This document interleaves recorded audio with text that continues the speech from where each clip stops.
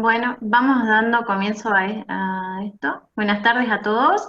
Bienvenidos al segundo Ateneo de Interresidentes de la Asociación de Residentes de Cirugía de Córdoba.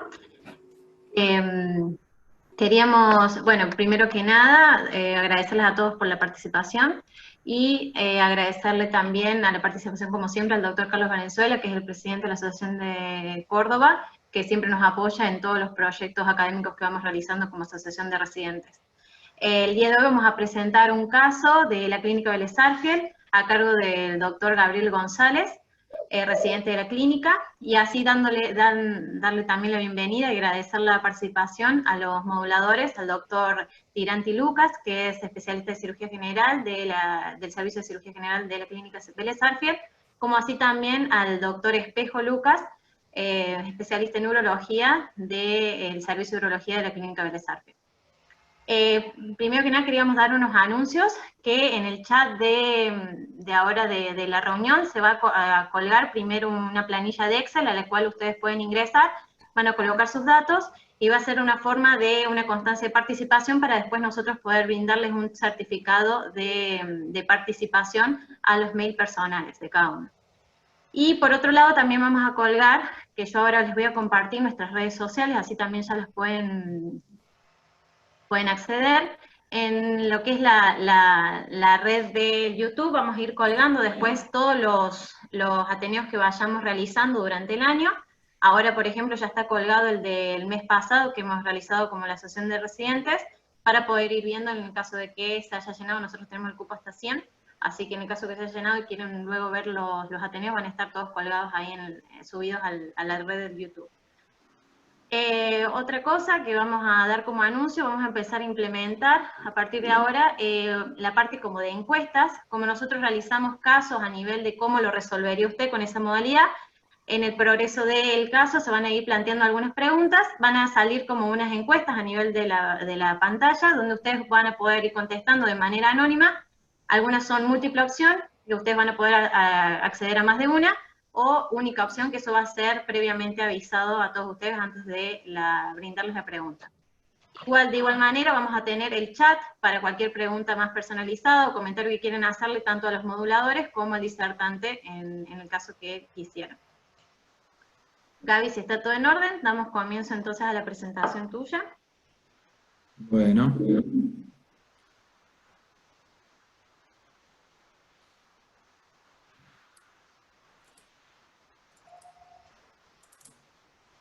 Ahí estamos. Esperar un ratito que ahí ya va a ir accediendo.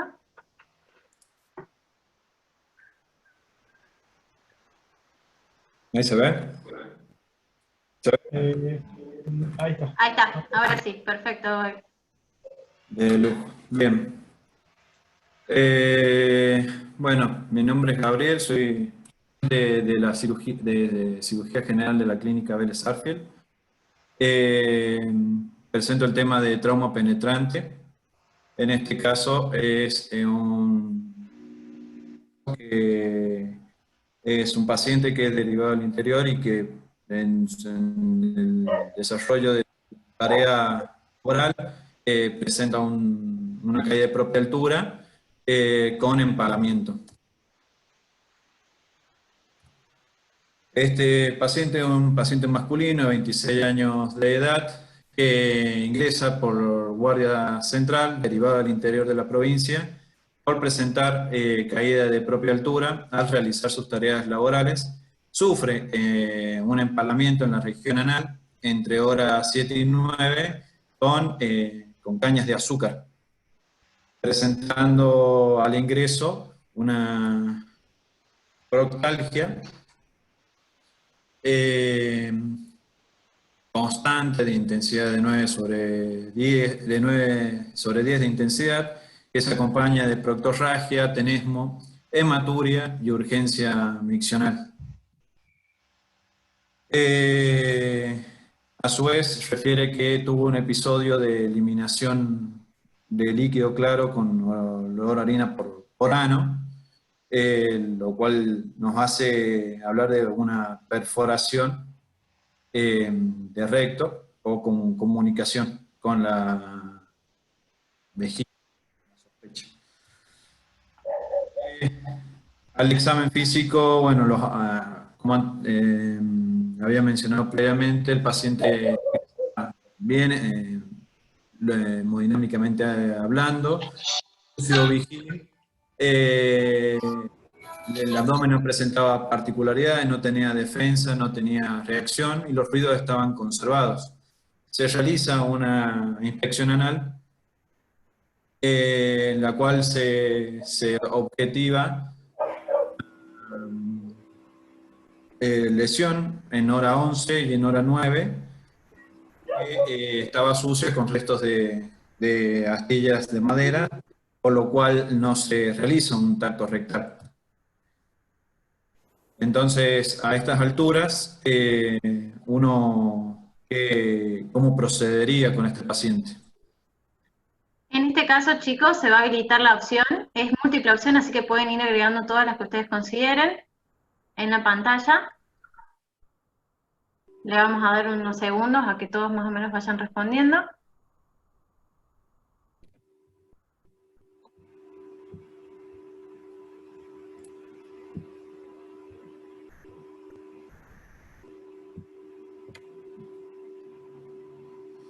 Muy bien.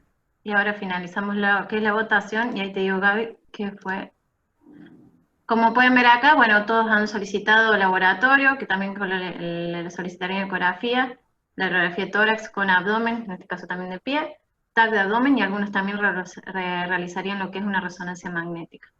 Pueden hacer algunos en forma simultánea o por elección de algunas cosas en especial. Ustedes entonces, Gaby, anda desarrollando qué fueron realizando ustedes. Bueno.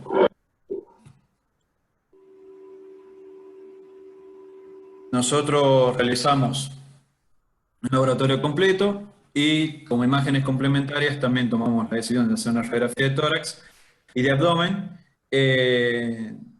y una tomografía de abdomen debido a la urgencia de la situación. En el laboratorio, como dato positivo, solamente tenía una leucocitosis con desvío de la fórmula hacia una neutrofilia del 92%. El resto del laboratorio estaba normal, lo cual condice con el cuadro clínico con el que se presentó el paciente. En la radiografía de tórax vemos una placa normal, no se objetiva elevación del diafragma ni neumoperitoneo, que nos hablaría de una perforación. En la TAC que solicitamos, les voy a mostrar el video, pero bueno, se objetiva una vejiga distendida que se presenta a nivel del piso sobre la glándula prostática, contenido heterogéneo denso, probablemente compatible con sangre. También se ve contenido aéreo en su interior y la presencia de múltiples perforaciones lineales con densidad aérea tanto a nivel intravesical como en el seno del hematoma y de la glándula prostática, lo que plantea la posibilidad de la presencia de cuerpos extraños dado el mecanismo del trauma.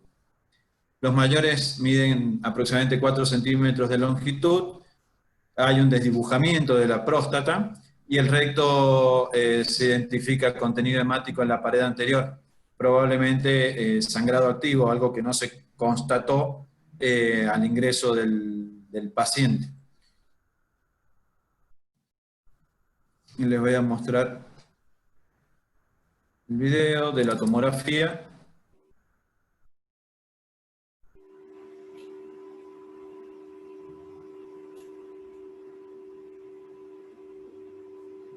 Para lo que buscábamos era también si había un pequeño neumoperitoneo, burbujas de aire,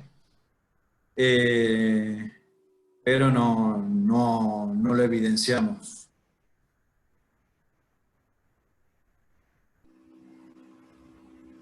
Ahí se objetivan los restos de material compatible con los restos de caña o cuerpos extraños. Doc, acá también invitamos al doctor Tiranti si quiere hacernos algún comentario sobre el ataque, lo que iban encontrando, qué querían también descartar. Bueno, primero que nada, buenas tardes a todos y muchas gracias por la invitación y por permitirnos presentar este caso. Eh, Básicamente en la tomografía lo que nosotros buscábamos, o personalmente lo que yo buscaba, era si la lesión que tenía en el recto, digamos, comunicaba directamente o no con la vejiga. Porque en ese caso, bueno, estaríamos hablando de un trauma grave relacionado con el recto y con la vejiga. Principalmente el signo característico, digamos, es que en la vejiga había aire, además de los cuerpos extraños. Por lo tanto, eso nos hablaba de una lesión comunicante entre la cara, digamos, entre la vejiga y recto en su cara anterior. Porque tenemos que pensar en este caso que al no haber una perforación, al no haber un neumoperitoneo, lo que tenemos que pensar principalmente es que estamos hablando de una lesión extraperitoneal del recto, lo cual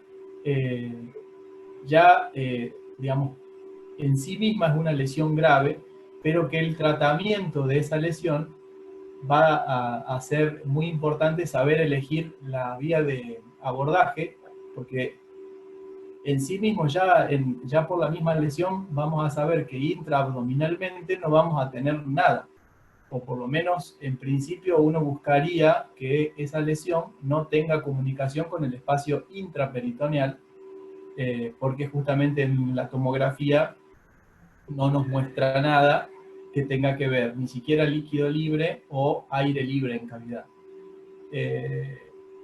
Entonces, con respecto a los estudios que uno solicitaría, en este caso creo que es importante pedir una placa de tórax.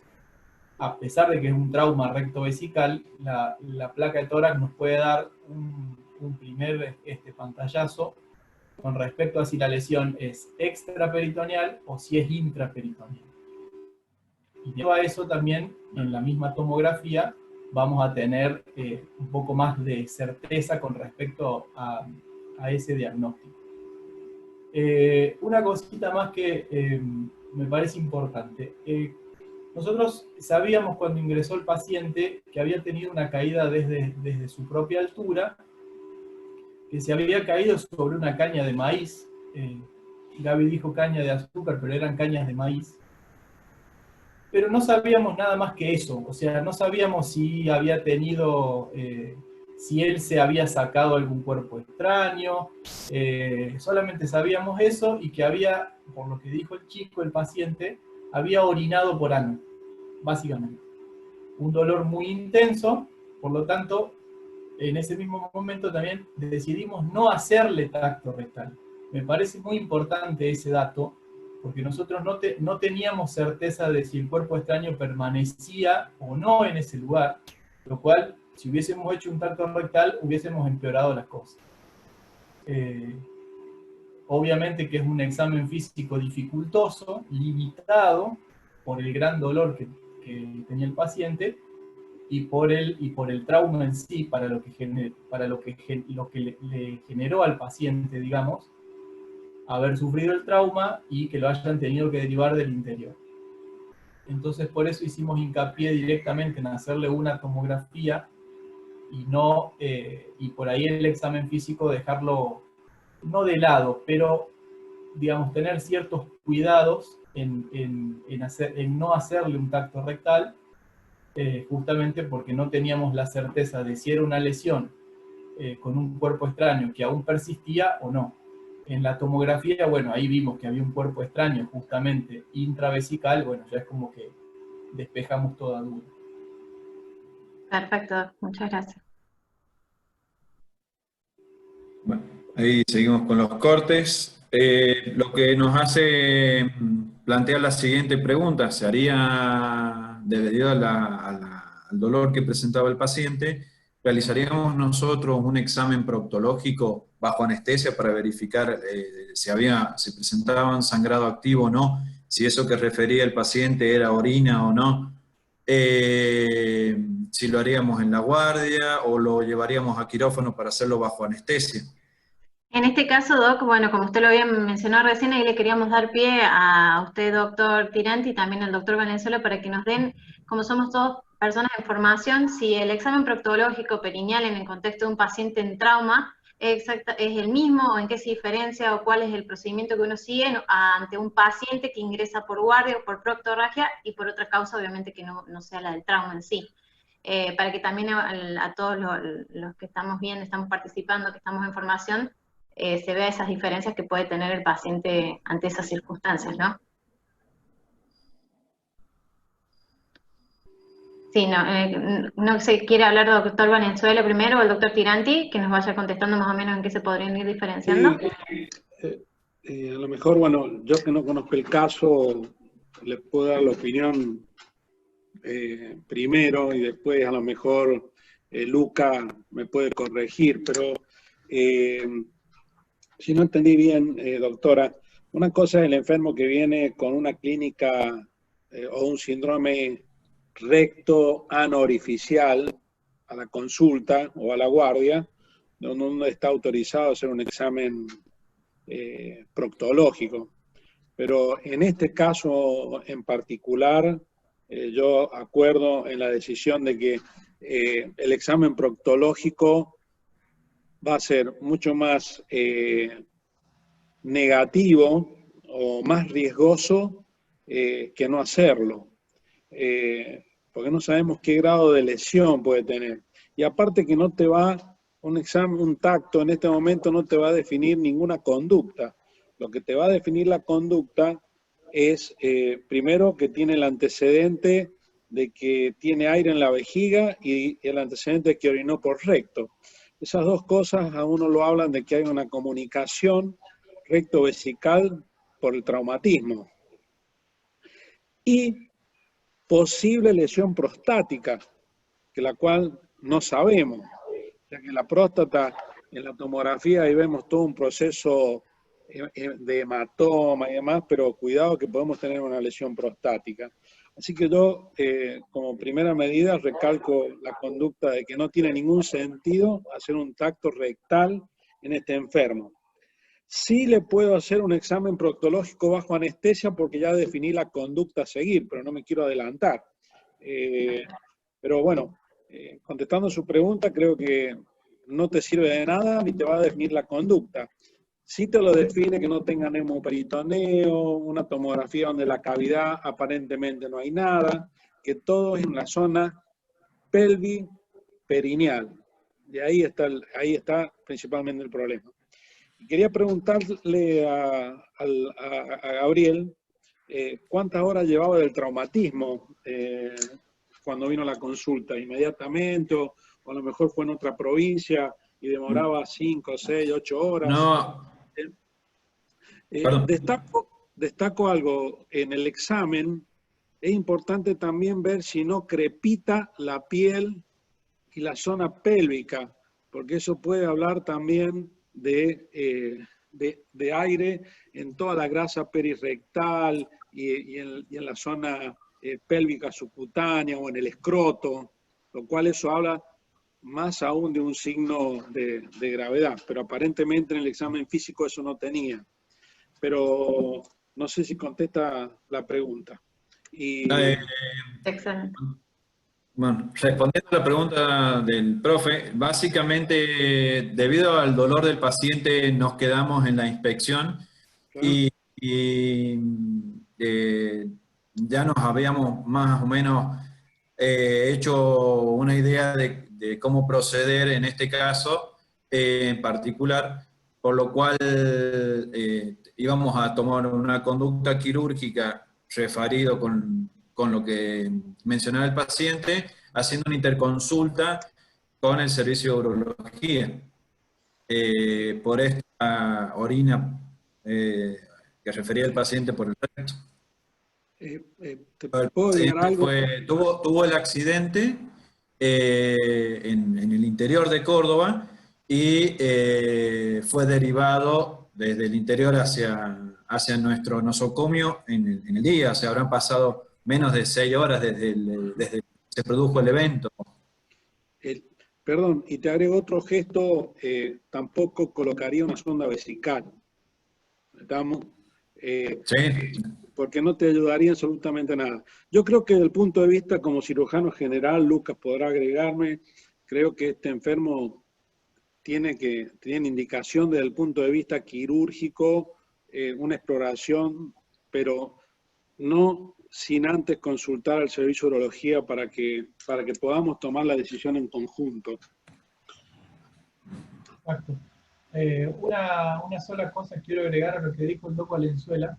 Es muy importante saber si un gesto en el examen físico nos va a sumar algo o no, digamos. No tiene ningún sentido hacerle un tacto rectal a un paciente en estas condiciones porque evidentemente es una cuestión de sentido común que no nos va a aportar absolutamente nada, más que sumarle dolor al paciente y quizás que nosotros empeoremos las cosas. Y una cosa es el examen físico en un paciente que viene con una consulta por consultorio, como dice el Doc Valenzuela, porque tiene una patología hemorroidal, una fisura, una fístula, lo que fuese. En sí mismo ya ese examen es dificultoso. Pensemos que en un chico con un trauma de esta región es mucho más. Entonces, y con respecto a la presencia de aire en la región perineal, no había nada de aire, pero sí había un sangrado activo, no importante, pero sí un sangrado activo constante. Entonces, por todas esas razones es que decidimos no hacerle un tacto rectal, solamente la inspección, y al ver el informe tomográfico de la lesión rectal comunicada con la vejiga, principalmente con la próstata, es que decidimos, obviamente, una conducta quirúrgica, pero previamente con una consulta con el servicio de urología, como para, digamos, tener una opinión de un especialista para saber, principalmente para indicar un buen abordaje, digamos, teniendo en cuenta eso y que es una lesión extraperitoneal. Le puedo agregar, doctora, le puedo agregar dos cositas más. Obvio, Doc. La tomografía también sirve para ver el retroperitoneo. Muchas veces puede haber alguna astilla o algo, porque lo hemos sufrido a eso, que se aloje en el retroperitoneo. Y uno pasa desapercibido porque no le da ninguna clínica y después puede ser producto de algún proceso séptico retroperitoneal. Yo en la tomografía la pasaba muy rápido, pero en principio no veo nada a nivel del retroperitoneo. Y el otro tema que a lo mejor, si en la clínica hay, la resonancia magnética pelviperineal también es un estudio realmente bastante fidedigno para estudiar esa zona, ¿no? Perfecto, muchas gracias. Acá también en el chat preguntan si la TAC tenía fase excretora cuando le realizaron. Sí, tuvo fase excretora con lectura de la fase excretora, sí. Perfecto. Bueno, Gaby. Bueno.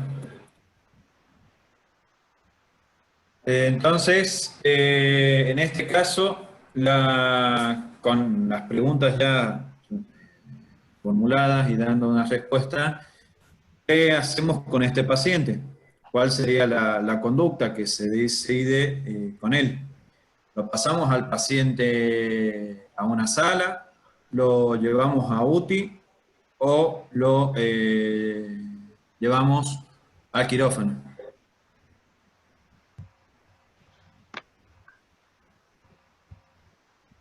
Mientras tanto, Gaby, si nos querés ir comentando cómo ingresó el paciente, si vino hemodinámicamente estable, El paciente, todo eso.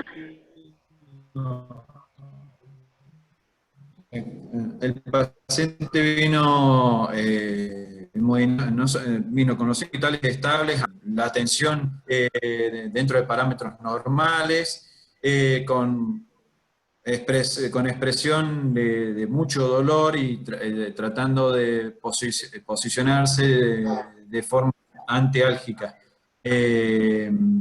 Más allá de eso, y lo que él refirió, no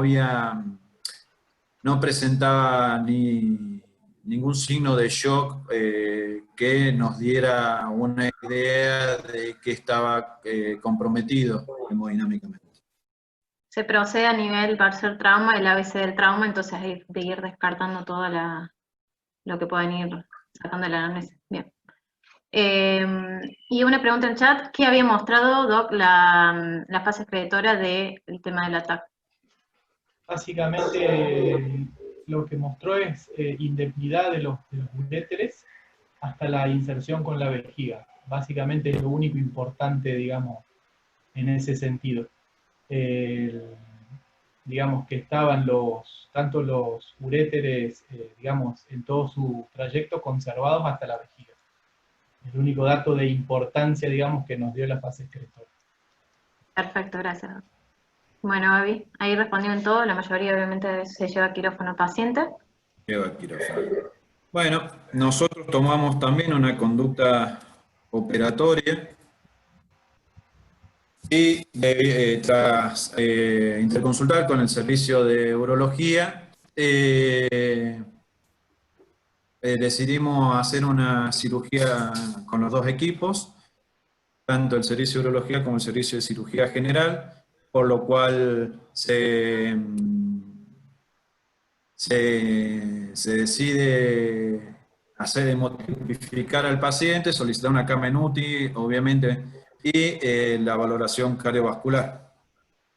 Entonces, teniendo todos los elementos claros, se habla con la familia, se comenta el caso y luego de la información y que ellos comprenden la información, hablando con el paciente, firman el consentimiento informado y el paciente pasa al quirófano. Entonces, la conducta quirúrgica que se realiza se divide en dos tiempos, en un tiempo urológico y en un tiempo de cirugía general.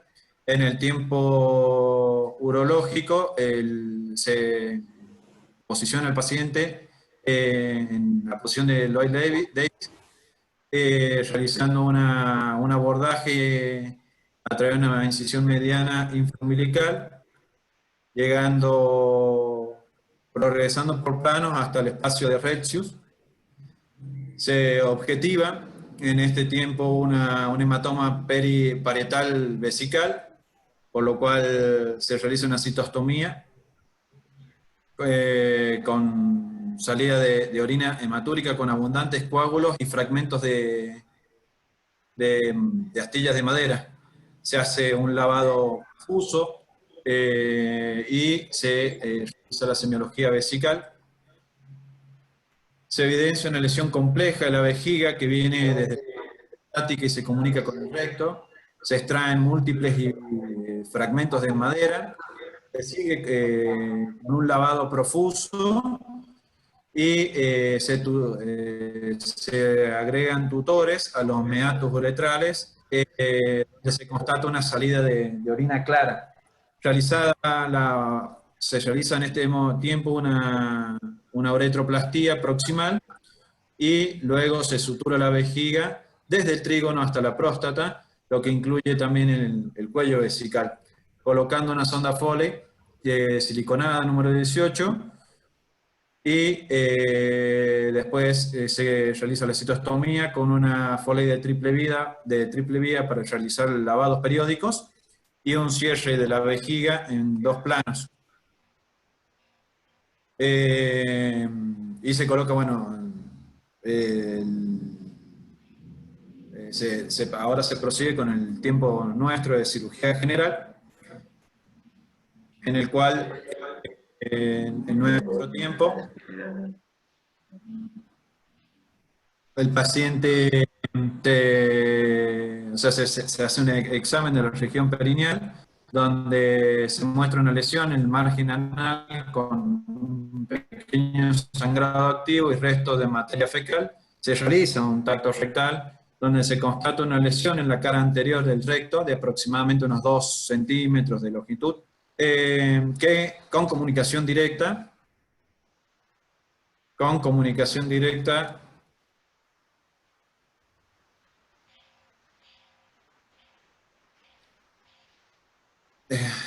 con Bueno, el recto. mirá, si querés, como para ordenar un poco los pasos y los tiempos quirúrgicos, como sabíamos que teníamos una lesión rectal que tenía comunicación con el recto, obviamente que la primer conducta o el primer tiempo tiene que ser el urológico, ¿bien? Entonces se hizo una incisión mediana infraumbilical, se accedió por el espacio de Retzius a la vejiga.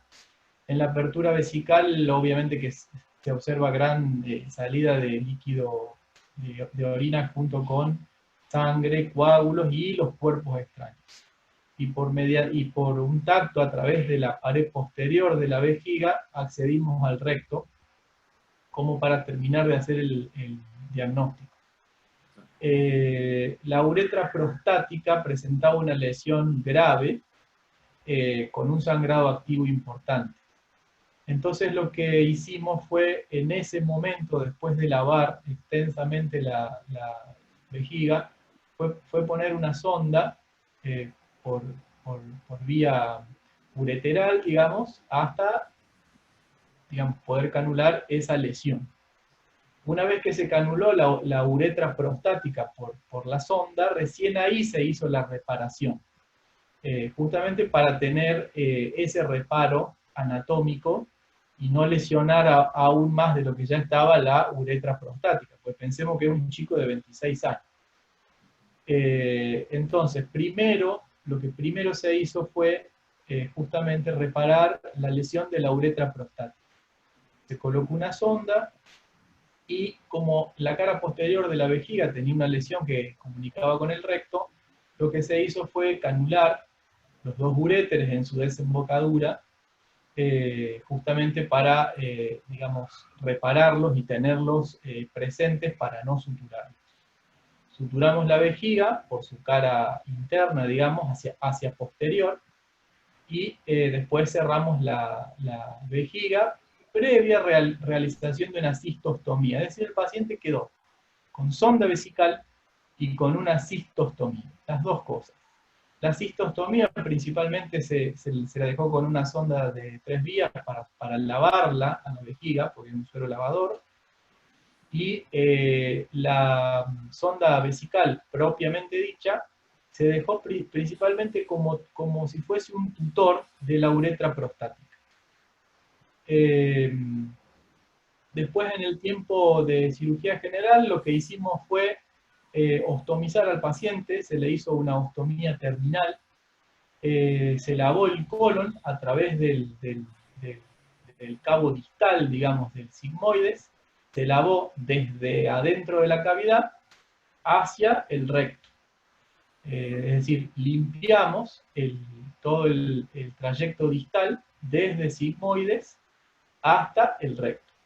Una vez que se lavó toda la zona, recién ahí hicimos el tiempo perineal o el tiempo anal, en donde realizamos el tacto, hicimos el diagnóstico de la lesión rectal propiamente dicha, y bueno, todos esos elementos que se ven ahí en la imagen estaban en la vejiga.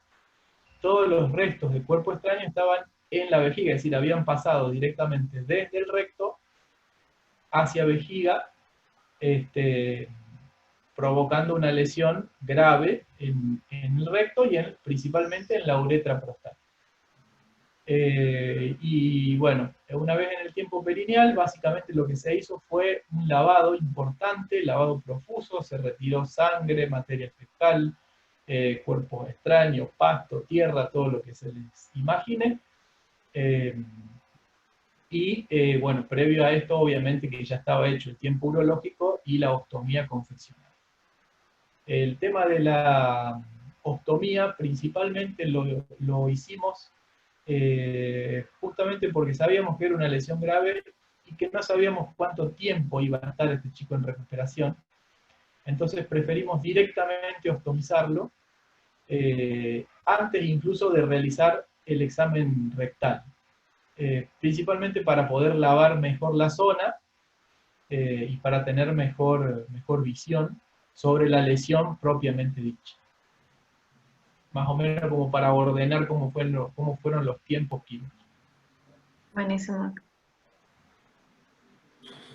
Bueno, ahí voy mostrando las imágenes de los tiempos quirúrgicos en los que fuimos mencionando. Ahí esa imagen es importante porque se ve los dos meatos, digamos, los dos meatos ureterales, cómo están tutorizados justamente para no lesionarlos nosotros con la sutura y tenerlos bien presentes.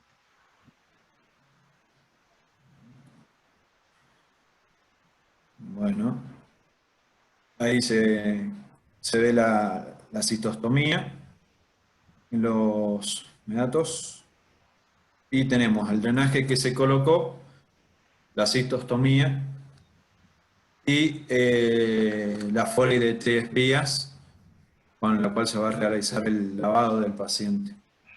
En el postquirúrgico, bueno, estos son todos los restos que se obtienen del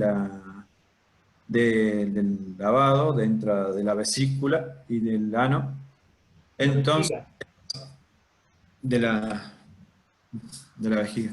Entonces el paciente continúa su postquirúrgico inmediatamente en la UTI, por lo cual tiene episodios de proctorragia, informados como abundantes, lo cual no fueron tan así, pero sí presentó algunos coágulos. El paciente fue extubado a las 24 horas y en ningún momento requirió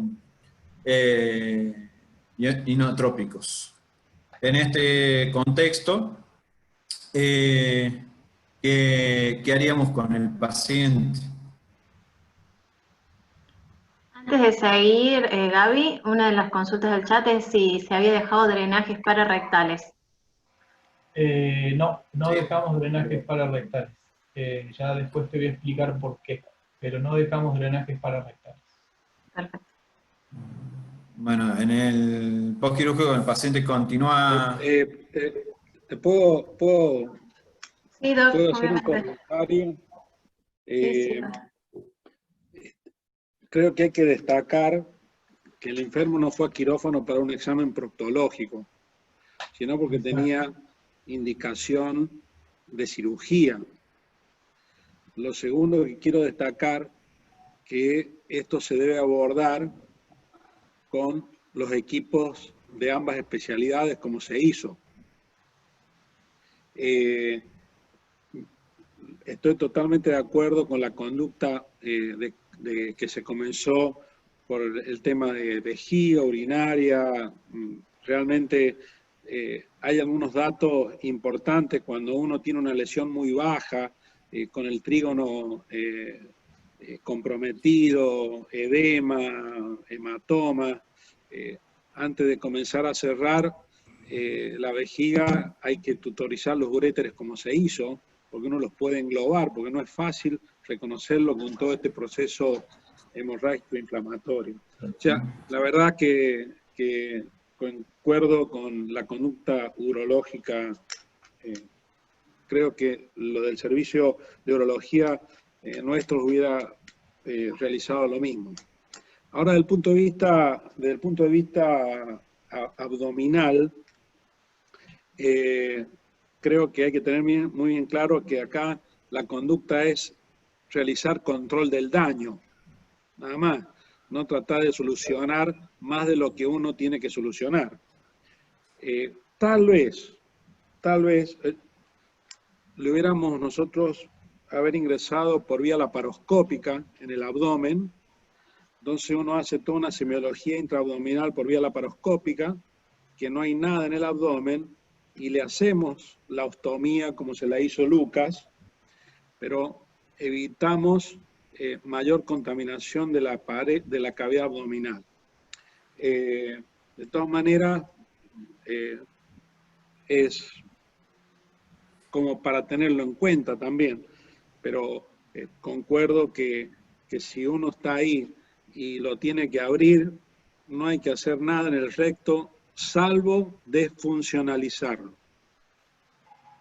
Y después se verá que el enfermo quede con una ostomía, que se vaya de alta, y después de un tiempo que discutiremos en algún momento, veremos qué se puede hacer. Muchas veces estas lesiones con el solo hecho de desfuncionalizarlo, por ahí se cierran. Pero bueno, concuerdo totalmente con la conducta que se hizo. Creo que nosotros hubiéramos hecho lo mismo también. Salvo esta excepción que a lo mejor podríamos haber iniciado esto por la paroscopía, nada más, pero no tiene ninguna significación de importancia. Lo importante es que se hizo lo que se tenía que hacer. Bueno, el paciente continúa con el postquirúrgico en UTI, extubado, estable, sin requerimiento inotrópico y haciendo las curaciones y lavado perineal diario. Se decide a las 48 horas revalorar la lesión perineal bajo anestesia. En la exploración perineal se desea hacer una rafia vesical, rectal y nada más por estos episodios, esto que el paciente liberaba algunos coágulos. Entonces el paciente evoluciona favorablemente, con signo vital estable, estaba con la diuresis conservada por sonda vesical y la colostomía estaba vital y funcionante, ya movilizaba gases y también materia fecal. Con esto se ve que el paciente se encuentra óptimo, por lo cual pasa a piso, continuando con una excelente evolución, y a los 6 días, habiendo tolerado dieta y movilizándose, se decide el alta sanatorial con un esquema de antibiótico-terapia y analgesia, sin drenajes, pero se iba con la sonda vesical y la citostomía, siendo seguido después por consultorio, tanto por cirugía general como por el servicio de urología, al 7º día del postoperatorio. Déjame agregar una cosa. Ahí recién vi que había una pregunta donde decía si se le hizo una colostomía y una fístula mucosa. La respuesta es no. Lo que yo hice fue hacer una colostomía terminal tipo Armand, lavar desde distal hacia recto y cerrar el muñón distal. El muñón distal quedó cerrado, pero previo lavado profuso, o sea, quedó limpio, entonces decidimos cerrarlo. La cirugía de revisión de la lesión rectal que se hizo a las 48 horas fue básicamente porque, como nosotros en la primera cirugía lo que hicimos en la región perineal principalmente fue lavar, decidimos hacer una segunda visión de la lesión justamente para repararla. Pero ya nos encontramos con un periné totalmente limpio, con un escaso sangrado activo, con un paciente obviamente mucho más estable. En esta segunda cirugía lo que se hizo por vía endoanal, se reparó la lesión rectal con puntos separados y en este caso sí dejamos drenajes en las fosas isquiorrectales. Es decir, en la segunda cirugía volvimos a lavar, reparamos el recto por vía endoanal con puntos separados y dejamos drenajes en la fosa isquiorrectal. No se hizo esta primera reparación en la primera cirugía, justamente por lo que dije antes, que nos encontramos con un periné con sangre, materia fecal, cuerpo extraño, todo, entonces decidimos principalmente lavarlo y dejarlo limpio. Y a las 48 horas, ya con el paciente mucho más estable, hicimos la reparación del recto por vía endoanal. O sea, Lucas, que fue una operación tipo Armand. Tipo Armand, una colostomía terminal, o sea, tipo Armand, pero no se hizo resección colónica, es decir.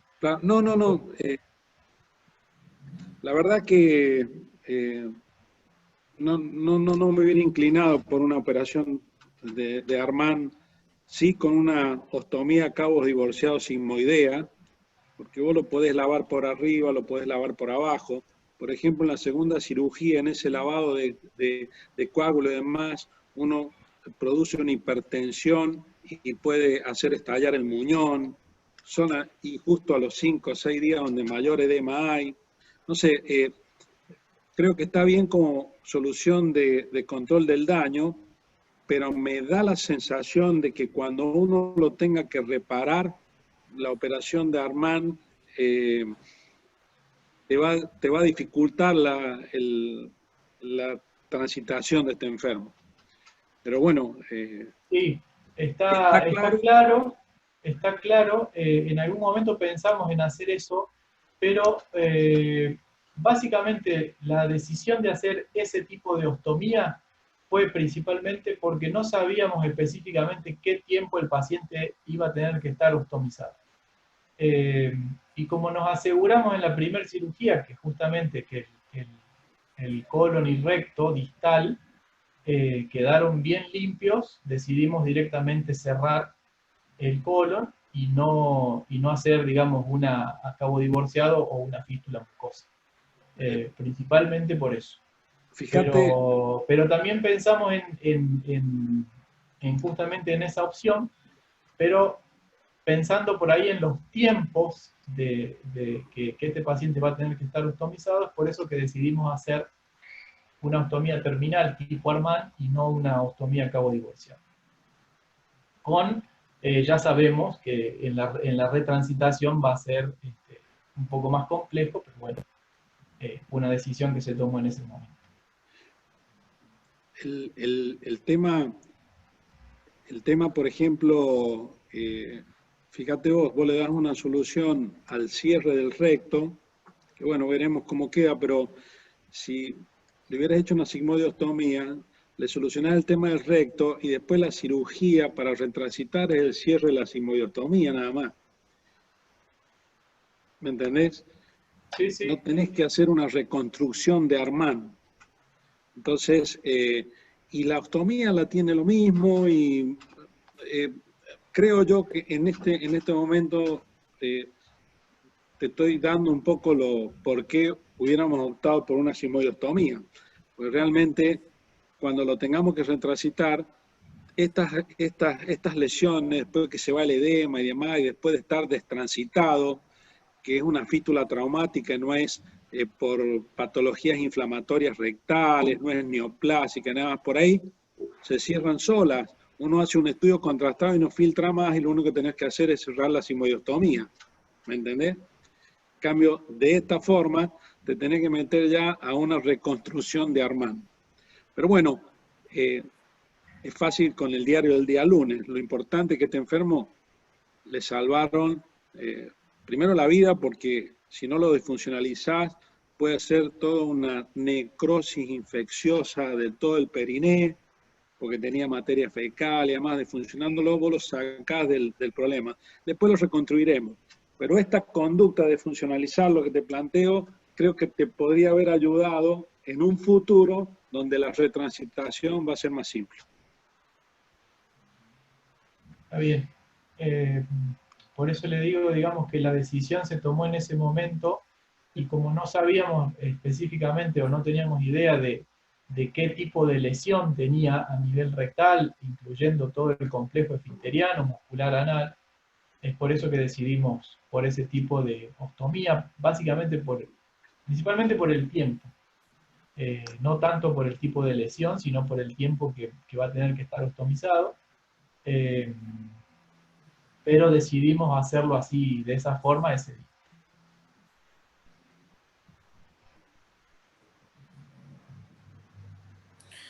Bueno, se realizan controles en el paciente, tanto urológicos como de cirugía general.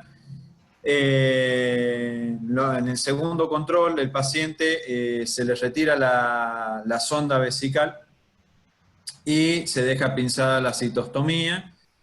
Debido a un episodio febril que presentó el paciente con una sospecha de una infección o una... se decide solicitar un estudio que es una tomografía de abdomen y pelvis, en el cual se encontraba normal la tomografía, o sea, solo algunos cambios postquirúrgicos, tanto en la pared del abdomen como a nivel del hipogastrio, con algo de engrosamiento prevesical en la pared muscular, pero no habían signos de perforación, hemoperitoneo, ni nada que llamara la atención, por lo cual valorado por el urólogo,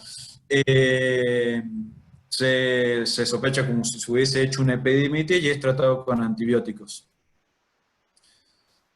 Bueno, se solicitó la tomografía, que no sé, no la puedo cargar, y se le solicitó también el laboratorio, que está relativamente normal.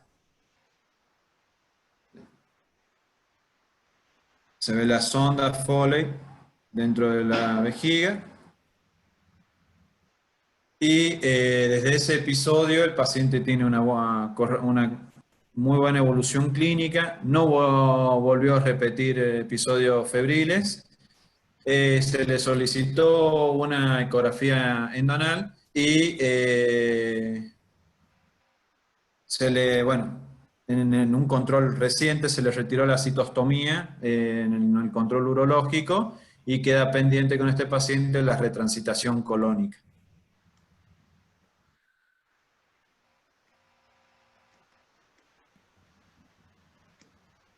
Muy bien, Gaby, muchísimas gracias. No sé si alguno tiene alguna pregunta en el chat que quiera preguntarle al doc Tiranti o al Gaby. No sé si se pudo conectar al final el urólogo, Gaby. No lo veo, El pero... doctor Espejo, por si quiere darnos algún comentario. No me contestó, así que supongo que debe estar en quirófano. Porque ahí estaba en su turno. Bueno. Un comentario, si me lo permite. Está muy buena el último interrogante que puso Gabriel. Queda pendiente la retransitación de este enfermo. Entonces uno se pregunta, ¿cuándo retransitarlo? Y bueno, yo, en mi opinión, lo retransitaría lo más lejos posible. No menos de 4 meses. Dejaría de que toda la zona pélvica vaya adquiriendo la contextura anatómica normal. Y antes de retransitarlo, bueno, haría un estudio contrastado por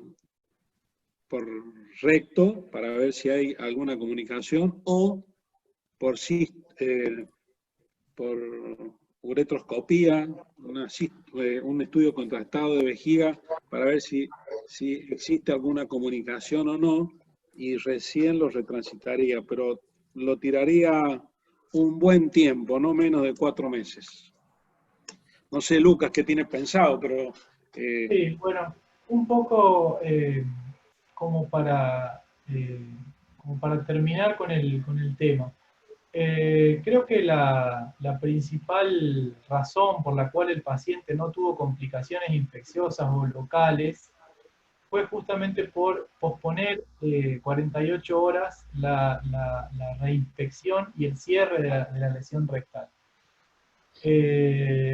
Lo decidimos así principalmente para poder abordar el periné y la lesión del recto desde vía endoanal, porque sospechábamos justamente que hubiese también una lesión esfinteriana, sobre todo del esfínter anal interno.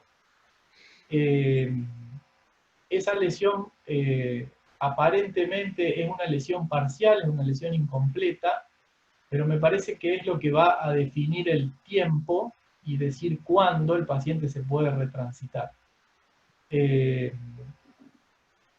al haber lavado al paciente a las 48 horas, creo que eso fue uno de los principales aciertos con este paciente para el hecho de justamente no haber tenido complicaciones infecciosas, colecciones, abscesos y demás.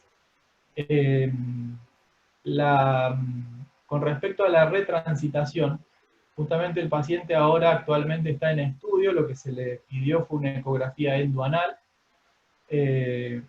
Probablemente le solicitemos una manometría anorrectal para ver funcionalidad, y seguramente le vamos a pedir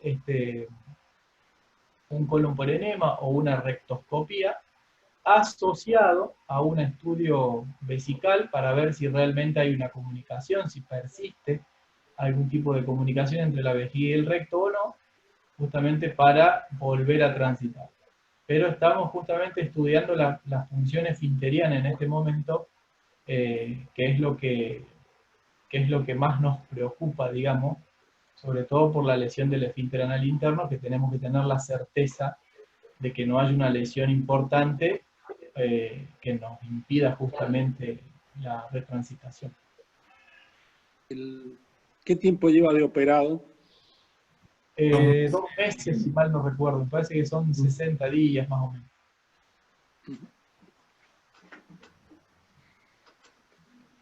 Perfecto, Doc. Muchísimas gracias por todos los comentarios.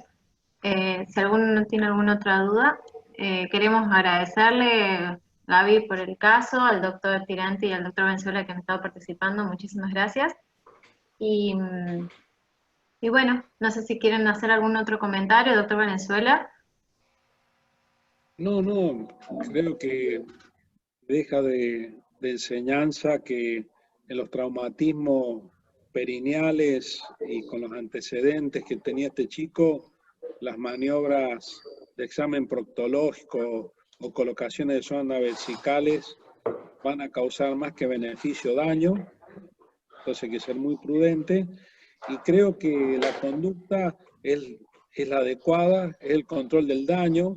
Sabemos que hay un órgano contaminado, comunicado con un órgano que en principio no es contaminado, y que lo principal es, antes que solucionar las brechas, desfuncionalizar, y eso te va a dar tiempo después, cuando la anatomía adquiere cierta normalidad, que se reabsorben los hematomas, el edema y demás, bueno, te da tiempo a ver cuál es la solución más adecuada de realizar o de retransitar nuevamente. O sea que realmente muy lindo caso, y les quería comentar, si tienen tiempo, nosotros vivimos hace unos meses un accidente de moto donde el chico sufre un empalamiento rectal con el manubrio de la moto. Y nosotros hicimos todas estas conductas de las que se han hablado, y el enfermo empieza con fiebre en el postoperatorio, y realmente le hicimos tomografía y demás buscándole la causa, y cuando el enfermo se puso séptico, importante, en forma séptica, habíamos pasado desapercibido un poco del manubrio o del caucho del manubrio de la moto, nos había quedado alojado en el retroperitoneo. Hizo una retroperitonitis séptica y se murió. Se murió. Por eso era mi comentario de la tomografía, que no solamente uno lo hace para ver si tiene un tema abdominal, si tiene un neumoperitoneo, no tiene un neumoperitoneo. Hay que recordar de que nosotros tenemos otra cavidad donde los médicos poco pensamos, que es el retroperitoneo. Y los cuerpos extraños o las perforaciones hacia el retroperitoneo suelen ser cuadros de sepsis muy graves. Exacto. Por eso cuando vino el paciente a control, en el primero o segundo control que vino con fiebre, justamente en la primera sospecha que le pedimos una tomografía de control, era, bueno, ¿dónde está el absceso? Es decir, ¿dónde quedó la colección? Y no, en realidad había parte del cuerpo extraño. Claro, en realidad era una complicación urológica, digamos, pero que bueno, por suerte era nada en comparación con lo que uno podría llegar a imaginar que podría haber coleccionado, que podría haber hecho un absceso o un cuerpo extraño que por ahí pasó por alto. Pero sí, es muy importante ese aporte, sobre todo para el paciente que viene febril en un control postoperatorio, más en una cirugía de esta índole. Sobre todo que tenía tantos pedazos de caña que muy bien Exacto. uno puede migrar y pasar desapercibido a nuestra evaluación y ser la causa luego de una sepsis que puede llegar a ser grave. Exactamente. Muchas gracias por la invitación. Bueno, muchísimas gracias, Doc. Un Muchísimas gusto. gracias. Muchísimas gracias, Doc, por toda la participación de los dos. Y bueno, daríamos finalizada el Ateneo de hoy. Queremos agradecerles a todos por la participación y en especial obviamente al doctor Tiranti, al doctor Valenzuela y a Gabriel González que estuviste presentando el caso. Así que desde ya muchísimas gracias.